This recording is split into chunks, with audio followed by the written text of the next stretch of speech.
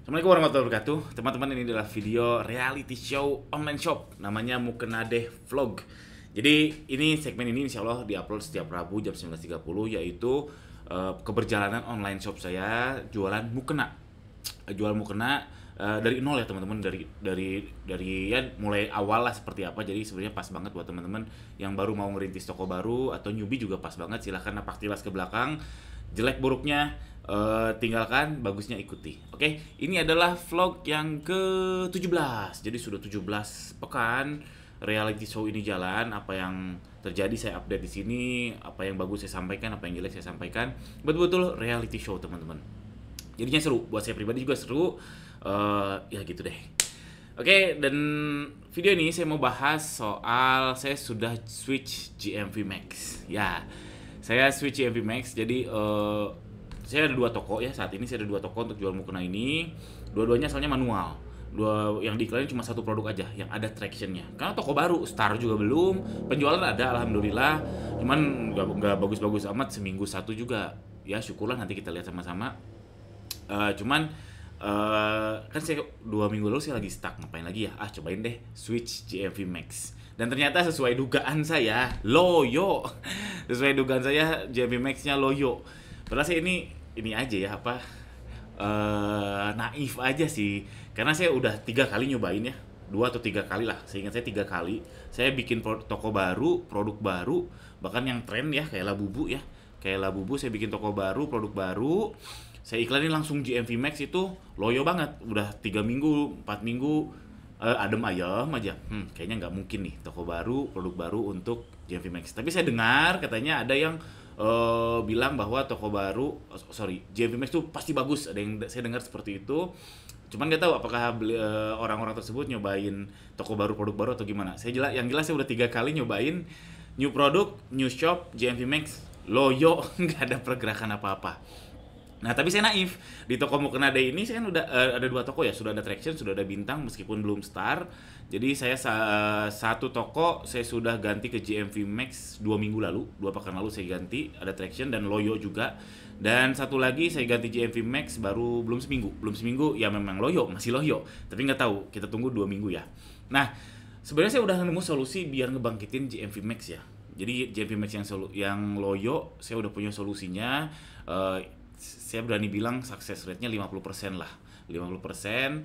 Cuman mohon maaf kalau nanti saya bikin kontennya itu konten berbayar, bayarnya mungkin nggak murah. Karena apa? Karena satu, itu ada trik ilmu hitamnya teman-teman. Beberapa minggu lalu saya bikin konten tentang ngebangunin GMV Max. Itu caranya dengan nyuruh orang untuk order tapi sampai pesanan dibuat. Itu yes berhasil, tapi ada plus minusnya. Terus ada beberapa ilmu hitam lain dan ilmu abu-abu dan ilmu hijau juga. Nanti akan saya bikin kontennya cara membangunkan GMV Max tersebut. Saya sudah melakukan ini dan success rate-nya 50%. Nanti kalau saya bikin kontennya mungkin berbayar. Mohon maaf ya teman-teman. Karena itu nggak mungkin saya upload secara publik di sini. Nanti kontennya berbayar. Mohon maaf. Oke? Jadi ini kita lihat ya toko saya. Nah, mana tar. Sebentar. Nah, ini. Ini yang baru seminggu saya switch GMV Max. Ini modalnya saya sudah set 131.000. Nah, ini iklan saya 1 bulan terakhir ROAS-nya 111 ya. Karena di tanggal ini entah kenapa ada orang yang iseng jual order 50 juta 2 resi. Saya yakin itu orang yang sama, terus nggak jadi bayar. Nggak tahu, untungnya saya masih pakai manual ya, jadi GMV Max-nya nggak kebangkitin. Nah, saya baru jalan GMV Max nih, baru jalan GMV Max berapa hari ya? Ini seminggu, kurang dari seminggu. Nah, kurang dari seminggu saya set ROAS-nya 10,6. Ini adem ayem, budgetnya padahal saya rela 131.000. Lalu toko satu lagi ini udah 2 minggu. Ntar 2 minggu. Udah. Ini udah 2 minggu. Nah, ini 3 bulan terakhir ROAS-nya 1,8. Ini baru switch ke GMV Max nih, yang ini nih. Jadi saya satu toko, satu produk aja yang saya push, karena saya belum nemu bestseller. Saya biasanya gitu ya. Nih, ini 2 minggu ya, 2 minggu kita lihat 1 minggu terakhir nih. Sebelumnya 1 minggu terakhir ini baru 8.300 alias loyo. Jadi kalau saya hemat saya ya, sebelum satu toko itu punya bestseller bagi saya itu satu order per hari. Kalau saya belum nemu itu satu order per hari dalam satu toko tersebut, saya nggak berani ngiklain yang lain. Jadi saya push satu dulu, fokus.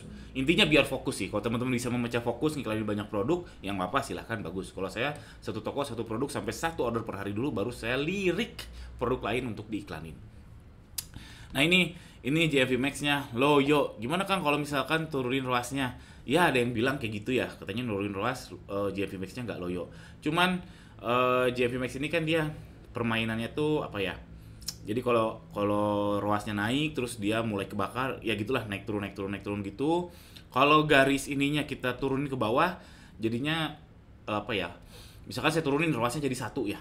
ROAS-nya jadi 1, nanti dia akan berusaha mengejar 1. Oke, ada penjualan, tapi ketika saya naikin lagi dia nggak akan jalan harusnya. Saya udah cobain dan memang jadi pusing sebenarnya kalau misalkan yang diubek-ubek adalah target ROAS. Makanya nanti saya akan bikin cara ngebangunin JFV Max ROAS tanpa harus ngeganti target efektivitas iklan ininya fix aja. Tapi kita yang ditembak itu lain hal, dan itu berbayar ya, karena sebaik lagi itu ilmu hitam dan ilmu abu-abu. Saya nggak berani upload itu secara publik. Jadi tunggu tanggal mainnya ya teman-teman. Insya Allah dalam waktu dekat. Insya Allah seminggu atau paling lama 2 minggu ke depan. Karena saya juga masih memantau datanya. Itu JFV Max-nya loyo. Jadi saya sudah kapok untuk produk yang baru. Ini saya naif karena saya udah nyobain 3 kali. Produk baru, toko baru, JFV Max-nya loyo hampir sebulan. Ini ada traction pun sama, loyo juga. Ini saya naifnya karena mungkin karena yang 3 toko tersebut belum ada traction. Ini saya cobain ada yang traction karena ini kan ada penjualan ya si produk ini. Ntar saya lihat dulu produknya. Si produk ini kan ada penjualan dan tractionnya jelek sih, tapi ada. Jelek tapi ada. Dia conversion rate-nya cuma 0, sekian persen, tapi ada. Ntar kita lihat. Ini 30 hari terakhir saya omsetnya 2 juta. Ntar. Ini saya centang dulu.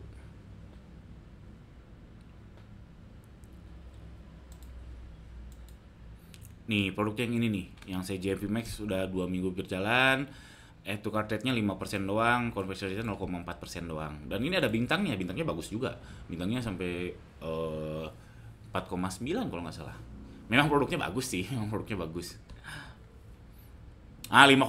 malah, 5,0. Cuman yang ngasih ulasan belum ada yang ngasih foto nih, saya menantikan ada yang ngasih ulasan kasih foto. Ya begitulah. Intinya balik lagi JFV Max-nya loyo.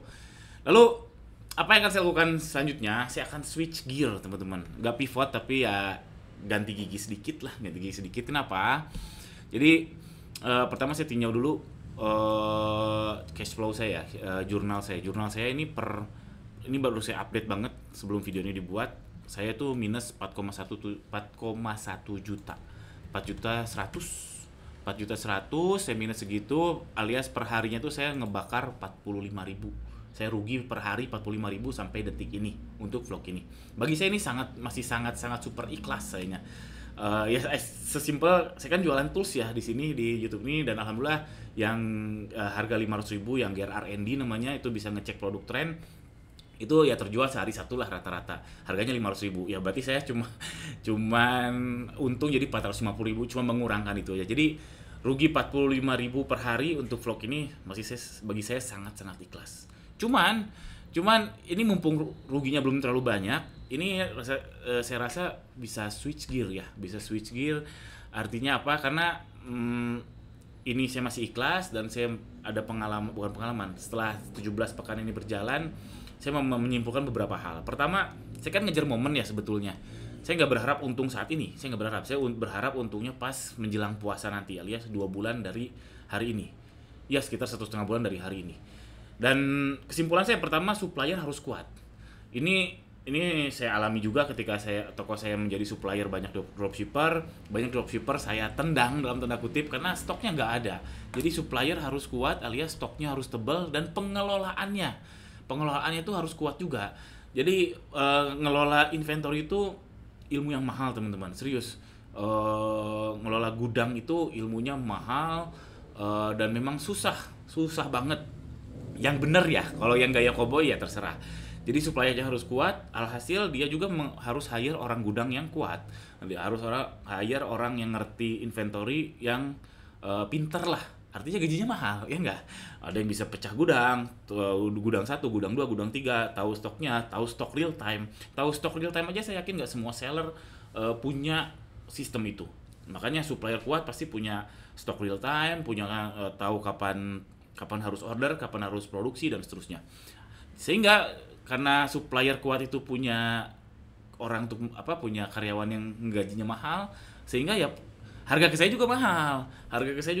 Ini salah satu contohnya, ada nggak make sense untuk dijualin saat ini, yaitu saya punya produk harganya itu si supplier jual di tokonya 229.000. Ke saya itu HPP-nya 199.000. Ini make sense gak? Dia ini mall dan sudah punya repeat order jelas, brandnya bagus banget. Sedangkan saya siapa? Saya ngejualin produk dia, fotonya sama, produknya sama, dan HPP saya 199. Sekarang kalau dikurangin admin fee aja, seandainya kan saya jual harga yang sama aja ya, harga yang sama 229. Berarti admin fee-nya ya biar simple 10% aja, 22.000. 229 kurangin 22.000 itu sekitar 209.000. Saya cuma punya untung 9.000. Nggak make sense. Mau ngiklan gimana? Nggak make sense. Tapi saya yakin si supplier ini kuat. Jadi kalau saya nanti ordernya membludak, misalkan ya 20-30 order lah, harapan saya yakin dia cukup bisa untuk memenuhi. Dan kalau mau kena itu motifnya mirip-mirip teman-teman. Jadi kalaupun ada yang kosong, saya bisa minta tolong cariin yang mirip. Karena si supplier kuat ini punya artikel yang banyak. Beda halnya kalau misalkan supplier kurang kuat, mungkin artikelnya cuma 10, ketika tolong cariin yang agak mirip-mirip, waduh nggak ada, wah itu repot. Makanya supplier kuat ini wajib penting kalau kita mau ngejar momen puasa nanti. Itu kesimpulan saya kedua. Lalu saya juga udah nemu nih yang suppliernya cukup kuat alias stoknya tebal, dan relatif lebih murah, cuman kayaknya cukup telat untuk koordinasinya. Karena apa? Karena lambat dan gak kooperatif. Wajar sebetulnya, karena dia juga lagi kelimpungan. Ini gara-gara saya datang ke Tasik, saya dapat 2-3 supplier lah yang memang saya tahu stoknya tebal, saya tahu produksinya bagus, sekali produksi itu banyak, produknya juga sudah market fit. Cuman untuk mengintegrasi sistem saya sama sistem dia itu butuh waktu. Simpelnya gini, kapan cut off rasio otomatis? Ada yang masih bingung. Nah, cut off tuh gimana? Atau ini ready nggak? Oh nggak tahu, dicek dulu. Nah, kan jadi lambat. Wah ini komunikasinya jadi nggak cepat gitu. Koordinasinya nggak cepat dan nggak kooperatif. Bukan berarti dianya nggak mau, tapi memang sistem di sananya belum siap. Kalau misalkan saya masuk sebagai dropshipper. Jadi saya sih malah kalau ngejar supplier kuat mahal, terus yang murah dan stoknya tebal, koordinasinya sepertinya telat untuk 2 bulan ini. Mungkin kalau saya mulai 6 bulan lalu ketika si supplier tersebut belum terlalu rame, mungkin saya masuknya enak gitu ya. Sekarang kayaknya saya di prioritas akhir kan, karena beliau ini juga lagi rame, orderan mereka lagi rame. Ya begitulah. Ini ya saya mau coba switch gear karena berdasarkan dua fakta tersebut. Pertama, solusinya switch gearnya yaitu satu, beli putus. Tapi jujur saya nggak ada uangnya. Mau beli putus ya katakanlah satu pieces itu ya kalau tadi ya 199.000. Kalau saya mau beli putus misalkan 24 pieces aja ya. 24 pieces per SKU berarti sekitar 2.400.000. Ini masih terlalu tipis. Stoknya 24, lagian juga saya nggak tahu mau order yang mana karena saya belum bisa nemuin best seller di toko saya. Atau misalkan oke deh saya coba order semua aja, misalkan ada 12 artikel di saya, 12 SKU, berarti kali 12 butuh 24 juta, belum tentu laku. Jadi saya nggak berani saat ini ya. Nanti kalau udah ada traction, misalkan ini terjual 1 per hari, saya bisa forecast, baru saya berani beli putus. Tapi saat ini nggak berani. Nah yang kedua, solusinya saya mau ngegas affiliate. Nah minggu lalu saya bikin video vlog ke-16 nyari mukena yang lagi laris. Saya nemuin 3 yang lagi laris. Yang modelnya seperti apa teman-teman cek aja di vlog sebelumnya. Daripada saya mencoba nanyain ke dia bisa nggak ngedropship, nanti kayak tadi ya kasusnya sama ya. Oke dia mungkin open, dia memang mau, cuman secara sistem memang nggak bisa dibohongi ya. Mungkin dia belum siap stock update real time, dia belum siap pricingnya, belum siap adminnya dan sebagainya, itu nggak bisa dibohongi. Cuman kalau secara niatan pasti ada aja mungkin yang open gitu ya.